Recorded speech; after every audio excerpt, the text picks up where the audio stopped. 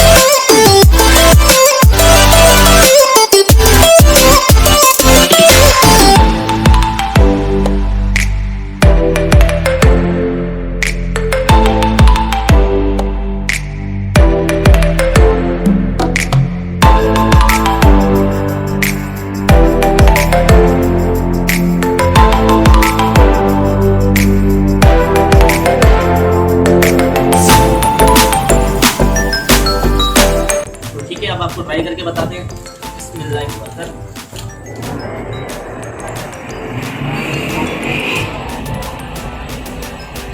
तो ये केचप है, ये इसकी चटनी जो है दोनों कितनी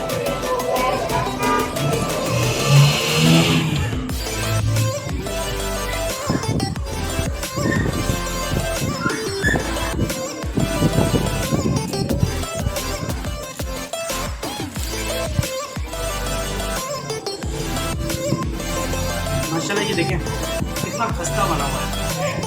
ये चेस्ट का पीस है जो है इतना मज़ा कर रहा है जिसका कोई हद हिसाब नहीं। बाकी बातें आपसे बाद में शेयर करेंगे इंशाअल्लाह।